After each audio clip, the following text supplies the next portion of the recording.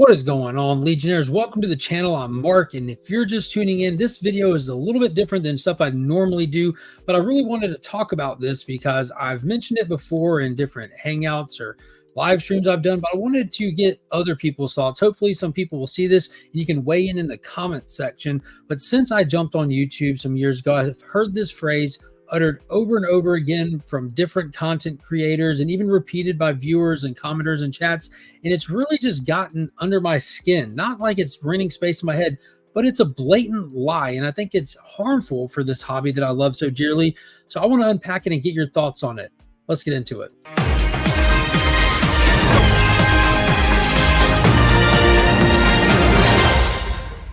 All right, go ahead, hit that thumbs up, subscribe to the channel if you haven't already, and let's get into it. So the lie that I have heard on repeat across this hobby over and over again, some people say it, take it very serious, and some people I hear just repeat it in passing. So I know that it's gotten out there. I know that it's seeded in people's mind, the way that they view this hobby, the way that they operate in this hobby, and that is the lie that the hobby should fund itself. The hobby should fund itself. Now, the first time I think that I heard that was on Jim Mint's video back when he was doing like statue reviews years ago. I saw a couple of his videos and I heard him say it in passing, and then I've started hearing it more and more, and over time it's just kind of stood out that I hear people say this, and they have this assumption that if you're in this hobby, you need to take this hobby, make this hobby make you money, and use that money to buy more into this hobby. That's a lie. That is a bold-faced lie on every level of it. So for one, the definition of a hobby, just a straight up Oxford language definition of a hobby, is an activity done regularly in one's leisure time or pleasure.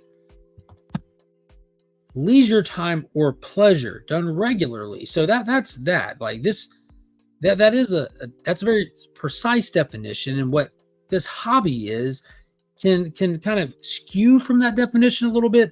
But they're on the face value right there. There's nothing financial about the definition of a hobby, but we're going to just set that aside a little bit and actually just pretend and look at why the hobby cannot fund itself most of the time. For one, for the hobby to fund itself, that means you have to be able to have great access connections to the hobby. Like, you have to know people, you have to know like people with collections, they have to recognize and know you as a seller, and they have to bring you stuff. You have to have the ability to obtain this stuff at a very low cost. In order to sell books and make money, you have to sell them for more than you buy them for. A lot of people out there don't have those connections. You can search the Facebook marketplace, scour Instagram, go hunting all around, but finding like a lot of inventory at a low price is not like a very regular occurrence, especially for someone that hasn't been doing it for a while. That's why the people that you see at shows and cons that have shops, they've been in the game for a little bit. That's how they have these connections. There's like the good old boy system of the cons. Like, you'll see the same sellers in like kind of regional areas and stuff.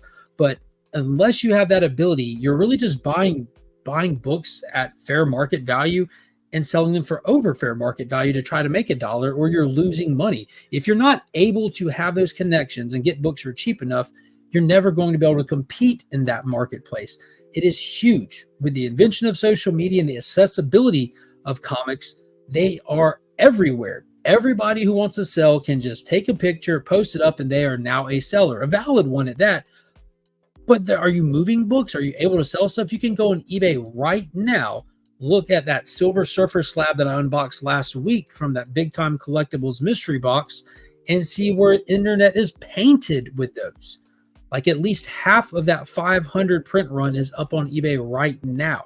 And if you look, there are people listing it for more than the lowest one up there. Like, how do you compete with that? If anyone wants to buy it, they're going to the cheapest one. So you have to be able to get in low to even make $1. It's very competitive out there, and there's 1,000 places to buy the same book.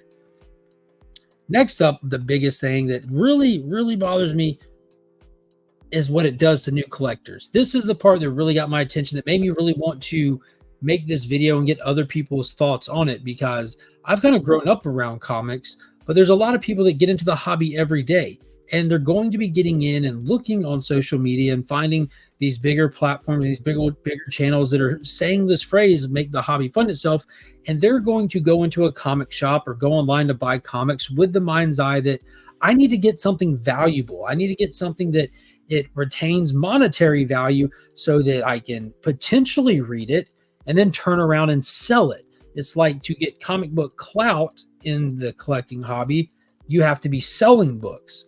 Well, now, why are you even getting into it? Or you just want to buy and sell stuff? Because cars exist, so do many other things.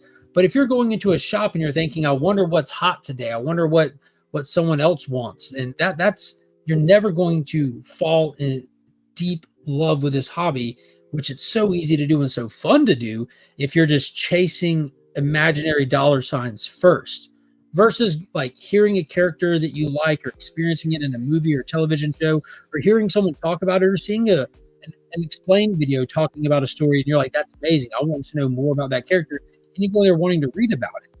Then that's like what's getting lost with this mindset of making the hobby fund itself, I think. Now, it's always going to be a good thing, though, that selling is available. If you're ever in a tight spot, or if you ever need money, it is a blessing that this hobby does retain monetary value. 9 times out of 10, more than 9 times out of 10, a comic book is not worth what you paid for it when you picked it up at the shop. And my LCS owner, Paul, over at ABX Comics and Games, he loves to say, for every 1,000 books, you might get 1 diamond if you're lucky. If you're lucky. And when he says diamond, he ain't talking about a Hulk 180 or an Action Comics 1, but just a book that's out there. My dad has always had this rule that, like, if he can make anything over cover price, that's a profit. And he's talking about books that were like less than $1 even, like, because a lot of stuff just isn't that valuable. And that's okay, because the value isn't just in the monetary dollar that you spend on it. The value is in what you get out of reading it. And that's what is being missed so much with this. But in terms of collecting, how are you going to collect? How are you going to fund the hobby? The same way we do anything else in life, you got to be responsible with your money. You budget. That's one good thing about something like comic book hobby or toy hobby, or even if you're like a trading card collector or any other kind of collector and you make a hobby of it, you have to do it responsibly. You have to make sure your bills are paid, your family's taken care of, and you see what's extra and you have fun with that. And that's how you make it enjoyable. It just really gets me that there's that mindset. If you're not, it really just encourages so much of these things that you see on Instagram or wherever, where people are kind of just repeating, like, say no to FOMO, and they're bashing top 10 lists and they're bashing key collector.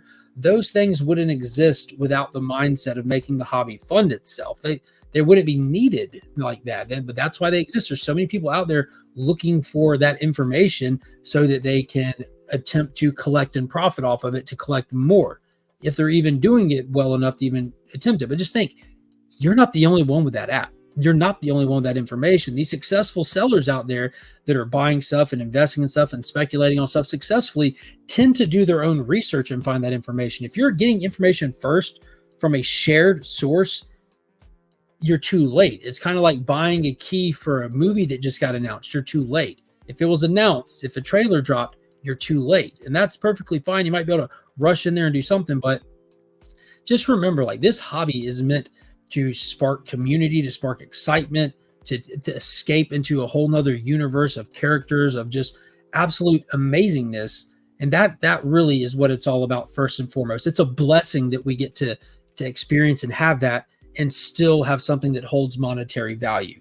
Now, I do want to give a special thanks, a special shout out to all the phenomenal sellers out there that have made it their mission, because they love this hobby. They have a passion for selling, and those two things married well for them. And they put in the time, the effort, the energy, the resources to create an avenue for us to be able to go buy stuff. And all these vendors that set up, like Smashers Comics, Cherry Pickers, all these local comic shops, online and brick and mortar, like ABX or Big Time Collectibles, and all these online avenues like Pop's Attic, who's offloading stuff for Lolo, or places like Grail's Comics that work as a third-party mediator for people who have big books and they don't have the resources or the know-how to move them. There's so many great actual resources out there. Just the pressure shouldn't be on the collector to be that. If you become that, perfectly fine. But just remember, love of the hobby comes from what's inside the books, not how much you make off of them. Leave me a comment down below. Let me know what you think. Let me know if you enjoyed this type of video, just kind of weighing in on the topic or something. But